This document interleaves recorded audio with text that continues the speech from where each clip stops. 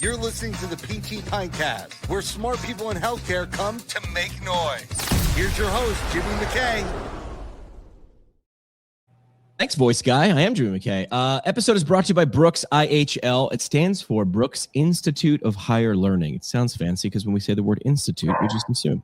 Place PTs go when they're ready to level up their clinical game, residencies, fellowships, orthopedics, neuro, women's health, pediatrics, geriatrics, and more. BrooksIHL.org, BrooksIHL.org. We've already heard a dog bark, and we have a rule on this show. If a dog ever makes it on camera, a dog or a baby, make it on camera. You have to stop the interview and introduce the dog or the baby to the audience. You cannot just have it. But anyway, I'll introduce the guest first. Hang on, let me do the guest first. She wrangles regulatory chaos by day and chickens by night. We have to bring this up somehow. With a background that spans clinical workflows, compliance strategy, and healthcare technology, she's the one startups call when they've built something great, but they're not sure how to scale it without compromising values. That's where she comes in. She's an anime recruiting, sci-fi devouring, lateral thinker who's helped PTs reimagine their value beyond hands-on care and showing how technology isn't the threat, it's the tool we need. Let's meet the managing director of CJM Strategic Consulting, CJ Morrow. CJ, welcome to the show. Hello, I'm excited to be here. So, how was the intro? Was it close? Was it good? How did we do? That was awesome. I actually included as a snippet. I included the anime because I thought I should sound more human, and so that's probably it could be one of the issues that I have with my life is that AI is telling me to be more human. AI is, hi, I am a computer explaining to you, a human, how to be more human. And it is true because I was just, I was watching Spy X Family with my daughters, which are, I won't say the age, they're probably too young for the episode. Wait, what were you watching? Spy Family. I don't know Spy Family. It's an anime. And it has an adorable 4-year-old daughter that's telepathic, and it's and I have a 4-year-old who may or may not have been watching it, but if my 4-year-old was telepathic, she'd be exactly like that anime character. So you've just walked into my trap. If you got to pick a superpower, what would it be? This is not easy because now you get to pick. A lot of superheroes, it just comes to them and they learn to use it. But if you have a spider, they get, it's just, yeah. If you could just dry erase board one superpower, what is it? Honestly, so my favorite superhero is Deadpool. Okay, why? I mean, besides the fact that he can regrow limbs, but he's also funny. I don't know. Ryan Reynolds to me is hilarious. So If I could regrow limbs and be funny, then that would sarcasm is a service that I offer and could be called a superpower, I guess we could say. Yes, exactly. So. Yes. All right. CJ, you said PTs need to stop seeing themselves as just their hands. Why is that such a dangerous mindset in 2026 to have? Well, and I was this, right? So I have an OCS. I was one of the first things I would ask my patients when they'd come from a doctor's appointment, especially when they're disgruntled, is did your doctor actually touch you? Did they did they move you around? And a lot of times that question is no. Right. And I really was a believer of these were what I used to heal with. And then I moved to digital care, and I didn't have these anymore. In fact, I only had my voice, and I only had my ability to educate and empower my patients. And that is where I truly found what physical therapy can be, which is really our ability to sit with someone and empower them to heal themselves. Now, sometimes they do need help. They need help manually. They need help to kind of with our hands, but our voice and our minds are the biggest tool set, and we need to focus more on that, I think. Yes. Yeah. So look more really, I'll say some phrases. You tell me if you disagree or agree. Tech's a multiplier, not a replacement. We've heard these things. It really, I guess it sort of opens up a space to explore clinician identity. Hey, if we're not attached to These, I mean, they should remain attached to your hands. I mean, unless you're Deadpool, and then they don't have. Unless you're Deadpool, see, there's a thread. We never know when it's going to happen, but it always pops up.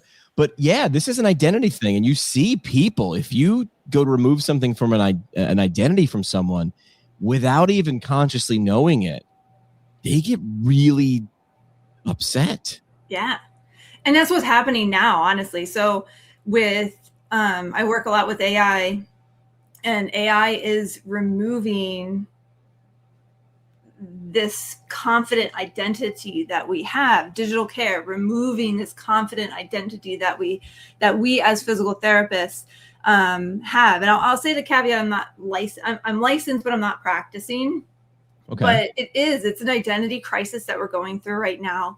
That saying of AI: if you don't use AI, you're going to get replaced. That sort of thing. It's really not so much that, but we're going to experience this workforce skills migration where it's not, again, it's like, it's not going to be all about our hands, but we're also not going to be manual therapists anymore. And I say that a little controversially. I'm sure there'll be plenty of comments on that, but we have to adapt so that we can use all the tools that we have at our disposal. In our arsenal. Yeah, disposal.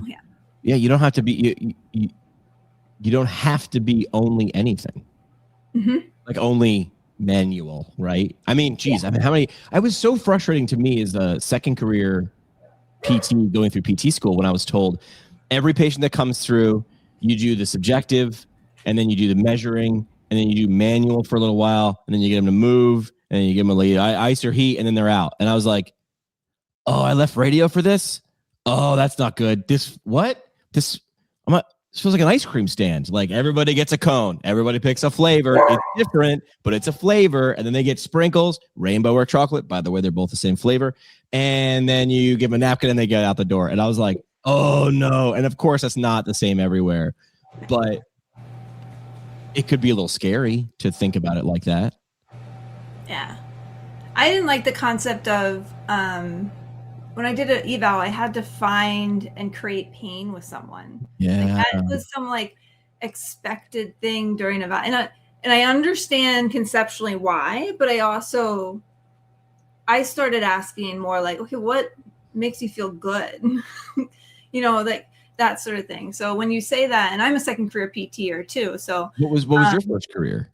I was a quality engineer at Johnson & Johnson. Doing what? Were you the person who figured out if there were, in fact, no more tears in the shampoo? Who's got that job? That's got to be great or horrible. That would, oh my God, now I'm thinking about how, if that was a live test. Like, now, of course, and sorry, I'm a lateral thinker. So now in my brain, I'm thinking about like, how are they testing these? Hopefully not on babies, but, what did you do? What did you do? Thank you for wrangling me in. So I worked at a company that did insulin pumps. So we manufactured insulin pumps in Pennsylvania, and I worked on like the incoming quality and quality engineering side. And that was part of Johnson & Johnson's like diabetes franchise. And then I also worked at Band-Aid. I worked at Neutrogena when I was there. And I worked at their they have a project management institute called Flawless Project Execution. So I did 4 years where I rotated through and part of a leadership development program. That's cool. Yeah. You have a closet filled with Band-Aids and insulin pumps. Did you like get like some stuff? I'm just imagining like I got concert T-shirts and CDs. I'm imagining you got Band-Aids on Band-Aids on Band-Aids right now. I didn't get too many Band-Aids. I worked actually on the IDEA conception. So it was like pre-IDEA. So we did like, when I was there, it was a lot of hydrocolloids, which is like the material that absorbs, which is really cool. And we're like, well, puzzle shapes is cool. I remember when I was at Neutrogena, manufacturing, they have, if you're mislabeled or cap doesn't work. So and I don't think they do this anymore, but, every once in a while, you just get this plastic bag of Neutrogena products. So that was really nice. And it's like, I just carry out a bunch of Neutrogena and Aveeno products from the LA manufacturing area. So yeah. Well, that's what you did. Now what you do is you help healthcare, make sure I'm getting this right first. You help healthcare tech companies scale without losing what makes them special. Yes. How can clinics or providers, how do people in our profession start thinking that way too? Like, what can you teach them about how are these things more similar than they are different, maybe? Yeah. So one thing that I've learned is there are people out there that are creative and visionary, and you have these entrepreneurs and founders, and they have these amazing ideas, and that could be a PT that has an amazing idea or a patient that has an amazing idea. And then that's not me, but I like all the boring stuff that helps to allow your amazing idea to get to the clinic.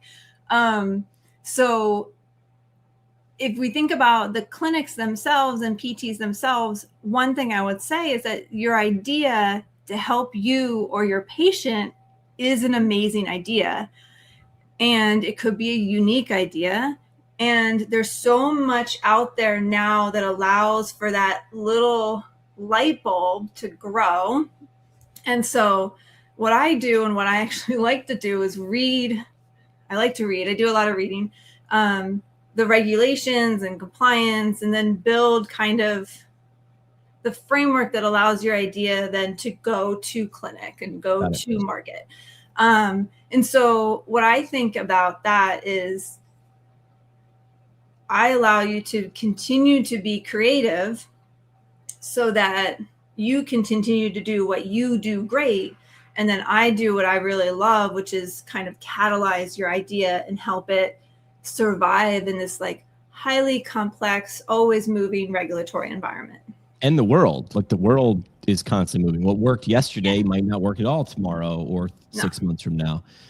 So you're like I work well with people like you because I'm a wow person. That's not me patting myself in the back. I'm like, I'm going to come in hot. I'm going to throw in 97 ideas knowing I'm okay if 2 of them will work because I got 468 more. Just wait, I'll tell you.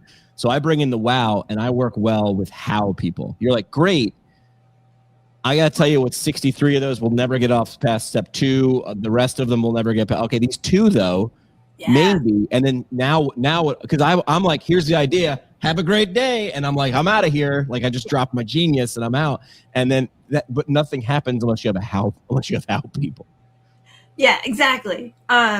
Or, I mean, it's kind of lunchtime. So I would think about if we're thinking about burgers, right? PT Ooh, I like that. And bars. So if you bring, the high quality burger material, I'm the one that's going to, make the artisanal bread and bun that's going to seal it all together and be kind of envelope it so that it's like able to be eaten, so to speak. I've said before, I'm good in the beginning and the end.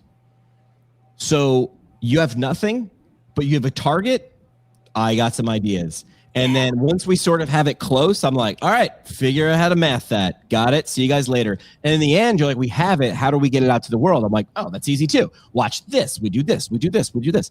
It's that middle part that I'm like, oh, we gotta do paperwork or build a thing and it's moving slowly. That's why me in the clinic did not work.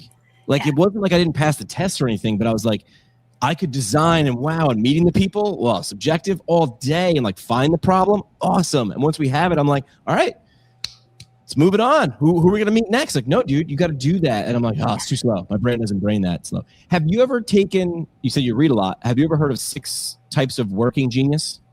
No. So this is one of those things that you like, one of those assessments. I like these things, probably part of my personality, right? But this only has 6 types of working genius. And it spells the word widget, which is good too, right? Like it's an acronym, like SCUBA. So it's wonder, invention, discernment, galvanizing, enablement, and tenacity. And the idea here is these are things that you do, types of activities, and it's not skill. It's does it give you energy? Yeah. Take energy or sort of lukewarm mayonnaise.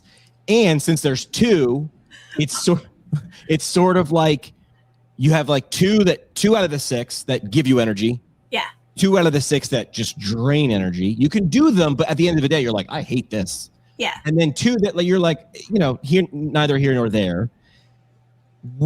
So which do you think you are? I'll explain. We did not plan on this being the episode. So wonder is like, you sit around like me and I'm like, look at that nail gun. How could we use that in a how could we not use that properly? It's really what I do. And I'm like, and then maybe you invent something great, or maybe you shoot someone's eye out.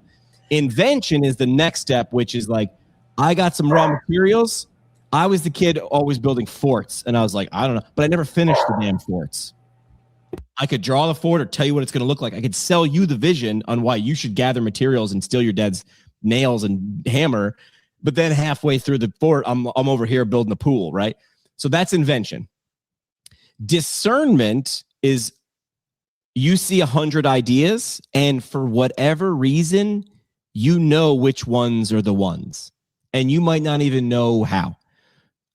Galvanizing is like teachers are very like good elementary school teachers. You can get everybody, hey, everybody on me. We're going this way. Who's ready? And some people are like, I would be exhausted. Again, it's about energy. Enablement, that's like you're the ultimate Robin, where you might not be good at doing the thing, but you're running around going, I know what he's going to need next.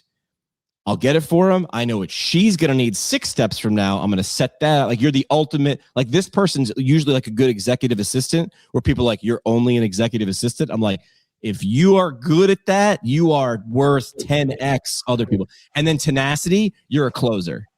Like, a 90% finished project is itchy in your brain. You're like, where I'm like 73 projects half finished. That's great. And they're like, no projects are finished. And I'm like, yeah, but 78 of them, look at all this potential greatness we have. And the tenacity people are like, shut up, sit down, finish the project. So this is where you see a team with people with different skills is better. This is why the Avengers are interesting. And 5 Deadpools would not be as good as 1 Deadpool and a Wolverine. Do you know what I mean? Yes. Because you got to be different. So anyway, after I hear that, you have not had no time to do this. Which are your 2 like energy givers that how I describe those things? Which do you think? And I'm putting you on the spot. I know that. Oh no, I think so it probably discernment and E. What was it? Enablement.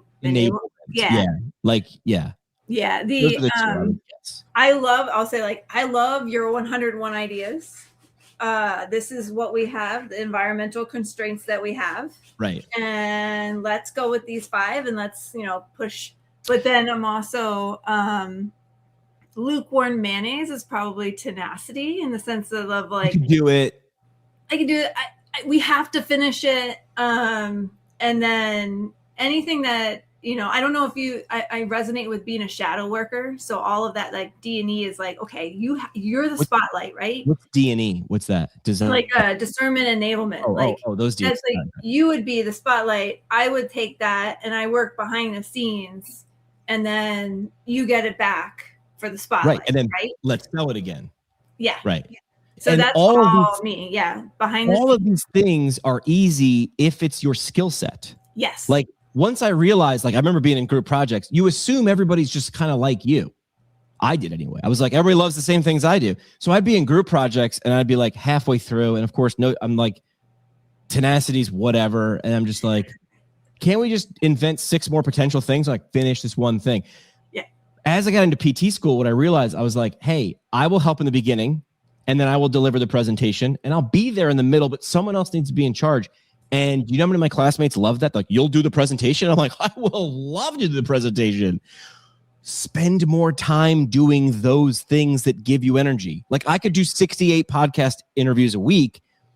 My problem is I got to find the people. That's all right. I'm okay at that. And then I got to be like, click this link and fill out this form and pick a time. And I'm like, I'd rather just put me in front of a microphone, give me 5 things to ask them. Don't worry, I'll get an hour out of them. That's not our problem. Don't worry about that. And it's amazing what happens when you put the right people on the right project and the right team. That's why I'm so attracted to working with like project managers, and that you'd think it didn't make any sense, or like, but it does, because I'm like, oh, all the things I hate to do, I can hand to you, and you like those, and all the things you don't want to do, like, oh, isn't this great? We're like, let's only do this whole, everybody needs to be the world's most well-rounded. Yeah, no. I don't care how my heart surgeon is at feet, but we should be. I'm like, do you know where feet are? Yes, good enough. Are you wearing shoes? Great. How about hearts now? Let's do hearts. How does that work, right? And that makes more sense in a specialized world. Well-rounded, great. When we all needed to forage and learn how to, light fires and escape bears, well-rounded there, I guess. But we don't have to do that anymore. We need the other things. Yeah, no, definitely. We need more. We have to specialize. So then, is this where PTs are sort of, or anybody really, I mean, walk around the world now with technology and AI and all those things. What are some of the common tech myths that PTs believe that wind up holding them back, where you're like, eventually you're going to understand this, and the sooner you understand this, the better for you? What are some of the things that you wind up course correcting on most people, or wish you could just reach through LinkedIn and be like, that's not actually the way it is. It's actually like this. But yeah, what are the things that you wish more people in our profession knew, but don't? And if they did, they'd be better off for it. I think so. The first thing that comes to mind is, the pet peeve of, ChatGPT, Claude, Gemini. That's not a search, right? That's right. That's a conversationalist. You're designed to have a conversation. If you want to search, go on Google. Although now Gemini is associated with, like, you're just going to get it. You're going to get it no matter what. But I think, and I say this as non-practicing, non-private practice owning, but I think there is this view of tech and the undertone of how then to get paid for using the tech that's like insurmountable in terms of change in a clinic. And it is easier if you ask the right questions up front to really see if that tech integrates into your practice. And we were just having a conversation about this earlier, not on here, but in a different forum around just, the tech is great. So like remote therapeutic monitoring and hybrid care, the tech is there. I wanted to be able to reach my patients in between visits. I gave my phone number out to patient, which is like, please don't sacrilege. Do this. As the compliance cap comes on, please do not do that. But, I love the idea, and working at a digital health firm too, is like, I love the idea of my patient could ask me a question anytime that's top of mind. And it's like 2 a.m. on Christmas morning, and they have this question or they have this pain. They're sending me that question when it's fresh. Then I get it when I can and I answer it. And then it's like, that tech works great. But then it's the question of, and I don't like talking about money either, because, I just want to do what I love to do and what gives me energy, which is not talking financials. But then it's like, how do I get paid for that? Because tech costs money. And I think that there is this, especially in PT world, there's this, whenever something is associated with, okay, how do I bill for it? How do I add that all complexity of administration complexity around it? It's almost like this insurmountable barrier is put up, and then like, it's like cognitive overload, and we can't think about how it integrates into the clinical practice, because it's all, a lot of things revolve around money. That's where you need that type of how person. That's, again, going back to the 6 types of working genius. It's not finance, communicate. It's just what types of things. Yes. That's where you hire the person who they're like, I can't wait. I had a small group of people working with my podcast. Most of them were PT students back a couple years ago. I wouldn't give spreadsheet tasks to the other group, to the rest of the group, because one of my personality traits is woo. Like, I need everybody to like me. Like, people, like, it's not great. It's a trait. Like, believe me, it's exhausting sometimes. Meanwhile, they were there because those particular women loved spreadsheet tasks. So I was keeping them away from, I was holding the thing that they were there for, because I didn't want to give them the thing that I thought was bad that they liked, because I wanted them to like me. Oh, you give me a spreadsheet and I'll fall in love with you. Like, right. But to me, I was like, I don't want to give it to CJ, because in my brain, spreadsheets are boring, and I want her to like me. So I'm only going to ask her to do things. The funny part was, I would put them on podcasts and they would do it, but they hated it. To me, I was like, well, I want to get you on the show. And they're like, I don't want to be on the show. I'm like, of course you do. Of course I do. And that's a present. That's a gift. I don't want to keep that. And they're like, can you not? I just want to be in the back. I'm like, no, I know what you really want to. And then I had to listen. I'm like, they're telling you what they want. They don't want that. And that was a huge mind opener for me. I was like, they are not being humble. They do not like that. And they do like the other thing. And I was like, oh yeah, we're all different. Oh my gosh. Wow. And I was in my 30s at the time. I learned that lesson. I was like, wow, they really don't like this. And I'm like, oh, who knew? You should have known, because they were telling you in English over and over again. So compliance, you talk about it. And as a swimmer, I used to swim. You call it about compliance as a swim lane, instead of a roadblock. Yeah. What's that mean? And how does it apply to like innovation? So like first, what does swim lane versus roadblock mean? And then how does that apply? Yeah. So roadblock synonymous with like when I was at J&J and I was quality engineer, you'd walk into a room with R&D and all these creative people and you're like, hi, I'm from quality. And then all of a sudden it's like the fun police have come in and we're shutting the party down. Really? And that really stuck with me going forward when I moved from like a digital practice into quality. Like I didn't want that to be there. And I think sometimes there's this compliance and regulatory and HIPAA, and now it's like with software as a medical, like apps, right? You have SOC 2, you have high trust, all of these things. And what we're also finding, like DeepSeek has done this, right? Constraints have helped with innovation. And so when I think about roadblocks, right, that's like the whoa, instead of looking at your 101 ideas and finding the 3 that are magic, you're like, whatever that math is, 98, you're focusing on the 98 that I've just said like, whoa on. Yeah. And I think there are some out there that's just like compliance stymies innovation. There's no way to get through this. We see it a little bit in like, U.S. healthcare, stymies innovation, fee for service, all of that. And if you want to go down that lane, we can definitely go down that lane. But then there's also swim lanes, right?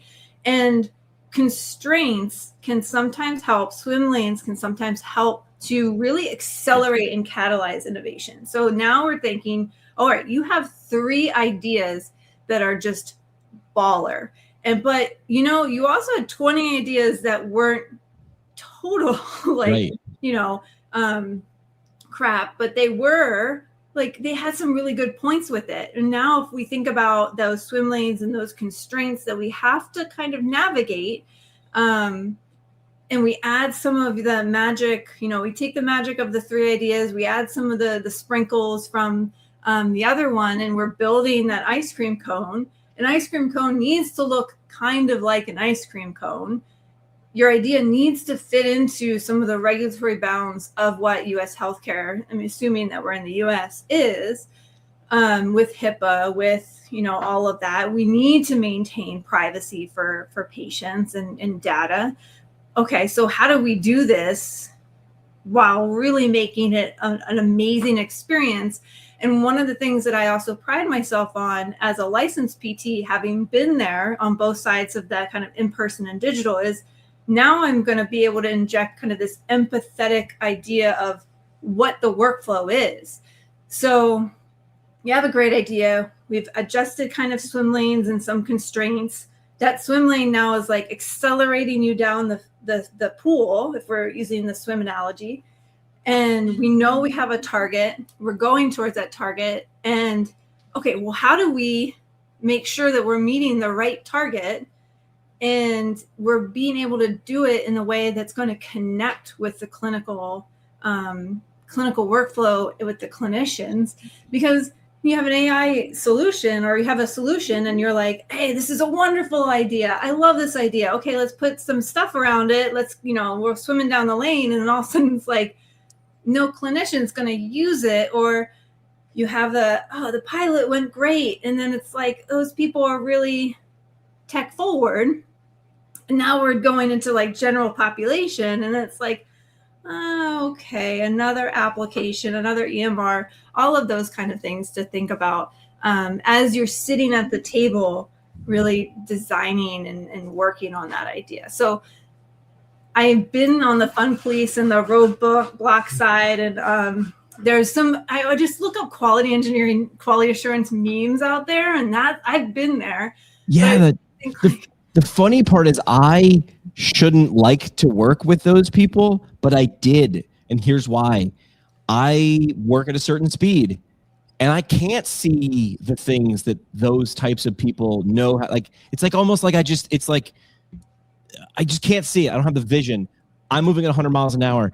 Yeah. So I remember I'd be like, okay, I'm going to throw an idea, and I want you to shoot holes in it. And most people would be like, oh, creative people just want their idea to go through. I'm like, I understand. I've called them since I was a kid. You made me write it down. Idea parts. Idea parts. I like that. So when people are like, hey, so I want to do this and this and this, and you're like, that wouldn't work, but save those 3 things separately. Just put them in a box. Cause like, if you put those with we don't have the other puzzle part for that yet, but when we do, like there was a Thor movie in the 80s, and it was terrible. Want to know why? We had a great story, but you couldn't tell it. There was no lightning bolts. It was like a guy with a bad wig and a hammer. And then they were like, hang on. So they made the movie, and it didn't do well. And then they, like 40 years later, whatever, 40 years in tech version, they were like, hang on, everybody, Thor. And they were like, well, last time we did that, it sucked. I go, I know, but now we can shoot lightning bolts out of his eyeballs, and it looks like lightning bolts. And they're like, oh, yeah, but ahead of your time.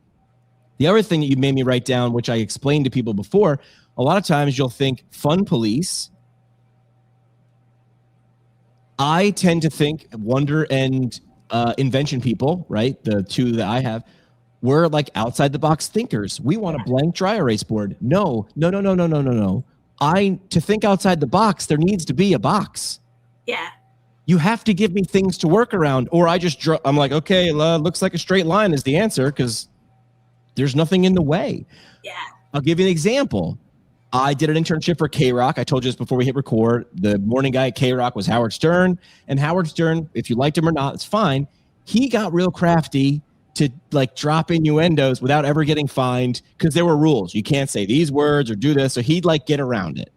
Love him or hate him, that was his thing. He goes to satellite radio, and now he can drop F-bombs and S-bombs and T-bombs, whatever bombs he wants to drop. And it wasn't fun anymore in the beginning because it was like, you don't have a villain. Yeah. He wasn't fighting the FCC anymore. And I think he recognized that. Again, love him or hate him. Then he was like, maybe I should just get really good at getting to the heart of people's stories. And in my opinion, now he's a better interviewer than he was for the last 30 years. He needed a box. Now his box is the person in front of him. And the goal isn't shock them. The goal is make them feel like get the best out of them. And and he's still good at it. Right. But yeah, so idea parts. And everybody's like, I want you to come in and think outside the box, Jimmy. And my first questions are, what boxes are you putting me in? And I will begin to think my way out of them. But if you don't put me in a box, you get a bunch of ideas that don't help anybody. Yeah. So this is where your superpower comes in because you've been that in-person PT. You've been that person on the other end of a camera and a microphone and you couldn't use your hands. And you've been that person who's walked in the room and everybody sort of like played it cool because kill it, the cops are here or whatever. And you've been like, but I've been you, don't worry about it. Like, but that's why you're there. Yeah, exactly. Yeah. You said clinicians are the architects of data AI is learning from. They're learning from us. They need AI. I said they. That's probably not good. I'm giving human pronouns too. You're anthropomorphizing the machines. Yeah, it's not good. What should we be doing differently right now that we know that these machines are learning from us? How does that change maybe how we approach it or how we think or what we do?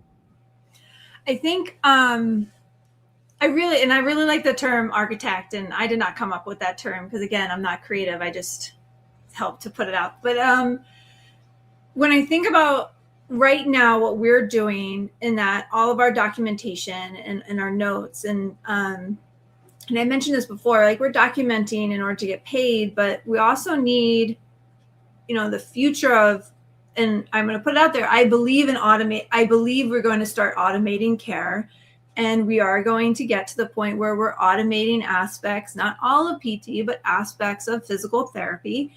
And in order to do that in the best service for ourselves as clinicians and for our patients especially, the data that we have now, which is all the documented notes and journals and case studies and all of that, is going to be so important to help that in the future. And now I'm talking just automate actually healthcare. And we can talk about automation all around that. We have RCM type of stuff like reimbursement, denial automation, automating the front desk, automating scheduling. All of that is going to help. But right now, we are truly the architects of future care improvements. And when I think about value-based care and the true idea of quality care, we have to, and also we talked about specialization, right? I can't keep everything in my mind that I need to for, like, I have a certain project and I do that project and that's like my full focus. And as a PT, for instance, I would not treat, for instance, women's health. Like that's not my forte. I loved ankles. I wanted to do like the intersection of acute orthopedic injuries in a chronic neurologic, now I can't talk anymore, a neurologic population. So I wanted to focus that specific niche. And I think now that we're getting into like all of this healthcare data that's coming through, and it's all this new data that's coming out, like it's nearly impossible to retain and just keep up with what we learned. And I went to school, I graduated in 2015. So it's like 10 years ago. Oh God, 10 years. I know. I'm sorry. I'm having an existential crisis on the Me decade. too. But so 10 years ago, what I learned isn't, some of the baseline, is applicable, but I can't use some of that data now. It's like we've had stuff come up, and I lost my train of thought because this is what happens if I don't write things down. But going forward, like we need to be the architects of what the future is going to be, and that means that. And the catch-22 is that we still need to document to get paid. We don't have enough time to put extra notes or quality documentation, or like saying like, hey, I tried this with this patient, and let's see what happens. We also don't even have time to look back at our notes to see how that might have changed. But those types of details in the care that we provide for the health of the patient to promote their health, that's what's going to help us in the future to really deliver on and help automated, simple, routine aspects of physical therapy. And then that way, what we have is like just this cognitive unloading that allows us to really personalize care, address complex patients. And I think that's kind of where we're heading. And I think some of the government programs are also recognizing that's where we're heading, which is a little bit exciting. But there's a lot of change. Yeah. Simple, not easy. Yeah. So let's make this super tactical and clear, and say what's one thing someone listening now could do this week without having to buy anything or whatever. What's one thing someone listening now could do this week to move from fear to action when it comes to AI? If someone's like, I have friends who were like, I'll never do that. And this was like a year and a half ago. I'm like, you will, but I'm not going to fight you on it, because the harder I push, the harder you push back. Yeah. So those people who maybe are still sitting on the side of the pool, waiting to jump into a swim lane, what's one thing they could do to move from fear towards action when it comes to AI? Where would you have them start? So in the last week, we've had the 3 major models come out with just healthcare specific. Wait, I only know 2, ChatGPT and Claude. What was the other one? Gemini announced Gemini for Health yesterday. You blink in the thing. Exactly. Okay, that would be a major news like a year ago. Now it's like, it's the 3rd. Okay, so I missed that one. Thank you. I know, it was literally yesterday. So there's generative AI, and there's ChatGPT, and then there's Claude and Gemini. Really asking, where I started was thinking about it more of like critical thinking and thought partnership. And what I wish I'd had in the clinic is, in our clinic, we use the focus on therapeutic outcomes, and we get a PDF of that. every quarter of like, I always was not good at hips. I apologize to all my patients with hip pain.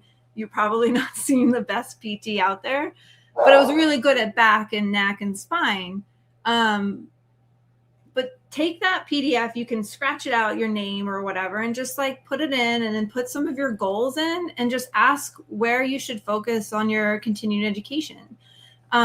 Or take a really hard patient case, like someone you're stuck with or someone that, just needs in your mind a little extra TLC.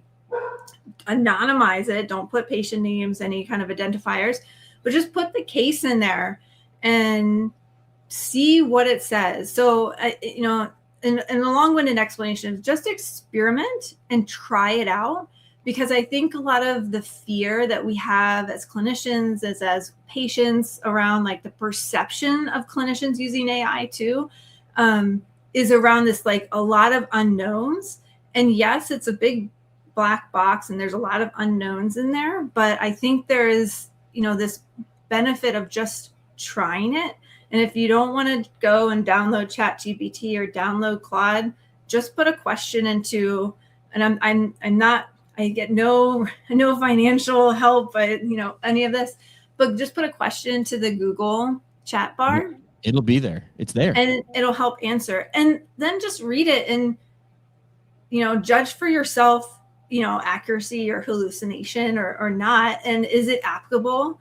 I also like it for bias. So I recognize that, as we specialize, right. And I have, my upbringing, my specific lived experiences, my work history, all has led me to who I am today. But I also want to be cognizant of, how I communicate. You talked about your 6 types of working genius. Like I'm an IMTJ, an Enneagram 6. I recognize I'm like, if I don't have to be on stage, I don't want to be on stage, but you give me a data sheet and, I'll love you forever type of thing. But some of that is like communication preferences. Sure. And I communicate a little bit lateral thinking and everything.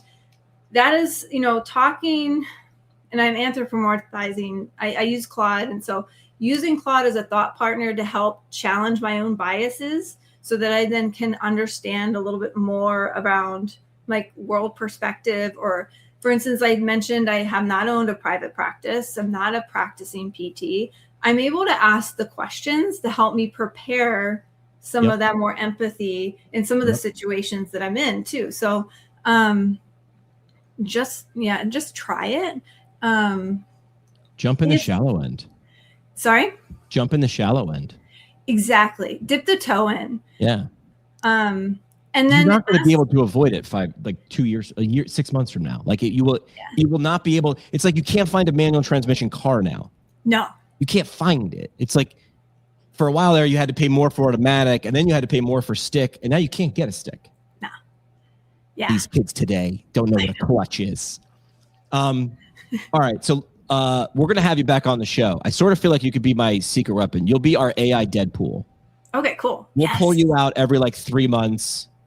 In between now and 3 months from now, just jot down this, put all your idea parts down, and then we bring you back and you go, here's what everybody needs. Here's what you missed. Maybe 3 months is too long because, again, we blinked and a new thing happens. I mean, we blinked in a week and 3 healthcare chatbots came out. So last thing we do on the episode, CJ, no pressure. We call it the parting shot. This is the parting shot. One last mic drop moment. No pressure. Just your legacy on the line. All right. Just whatever you want to wrap up with. It could be a quote, something you've already said you could repeat. Because people always remember the last thing that somebody said, right?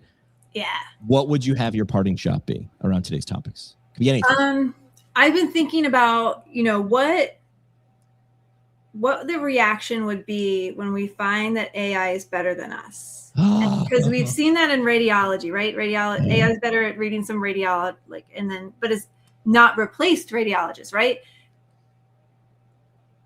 It's coming. Yes. Where we're going to see that AI is better at doing some aspects of physical therapy and rehab than we are. Yeah. And I'm excited for that. and what that means to elevate our profession. You know, Yeah. the rising, we talked about rising boat, tides, ships. you know, that sort of thing. I would add into your tide analogy. I was a lifeguard, I was a beach lifeguard. And if you turn your back on the ocean, that's when you get run over by the wave. You can bury your head in the sand all day. It's coming whether you like it or not. Science works whether you believe it or not. Does not require your belief. Technology, same thing. It's coming. You don't like it, you'll resist it. Great, cool. You do that. If you turn your back on it, it will run you over. CJ, appreciate the time. We're going to treat you as our AI secret weapon. I think you'll be our AI correspondent going. I love AI Deadpool. Can I? AI Deadpool. I'm gonna I might not have to get a costume or something. It's fine. We're good. Appreciate the time. Thank you for this. I learned a lot. Yeah. No, this was awesome, and I'm so honored to be here. And I know you talked about expectations down here. I'm still it's like I don't know. Yeah. All right. Well, thank you for your time. That's it for this one, but we're just getting warmed up. Smash follow, send it to a friend, or crank up the next episode. Want to go deeper? Hit us at pgpintcast.com or find us on YouTube and socials at pgpintcast.